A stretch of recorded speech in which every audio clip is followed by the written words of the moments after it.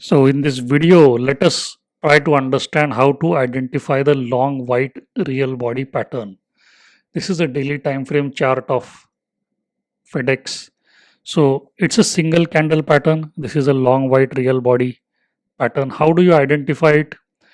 Condition number one is that it can come after a uptrend or a downtrend or a flat market. Unlike most reversal patterns, you have to see the prior trend to identify the pattern correctly. But for this pattern, you don't need a prior trend. It can come after a uptrend, downtrend, or a flat market. Condition number two, it's a continuation pattern, which means after this, the price is most likely to go up. It's a bullish pattern. Condition number three, it must open near the low and close near the high, which means the lower shadow and the upper shadow should be small and the real body must be tall.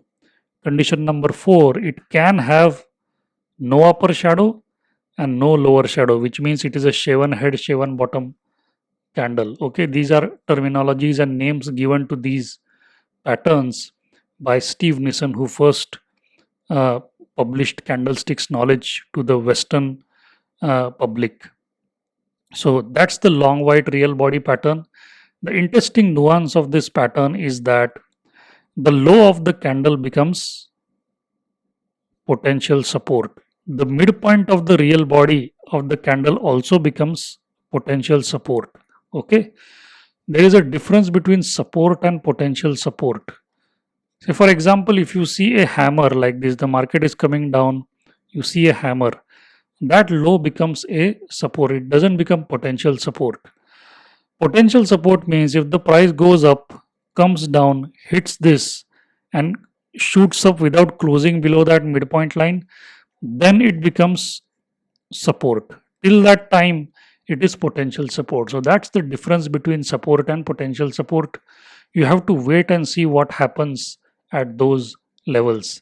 If the price bounces from that level, then you can consider that line as a support. And as I said, it's a continuation pattern.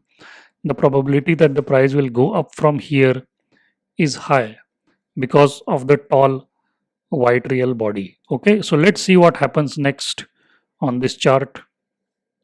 As you can see here, again, this is also a long white real body pattern. This is not a long white real body pattern because of that height of the upper shadows. Remember, the close should be near the high. Okay, all of these candles are not tall candles compared to other candles. This candle could be considered as a tall long white real body pattern. So learn to identify these candle patterns correctly. Go to this link, have a look at my Japanese candlesticks trading mastery program. There are more than 45 candle patterns that you can learn. That program has got more than 1000 chart examples you can learn from, exactly like what I have explained here.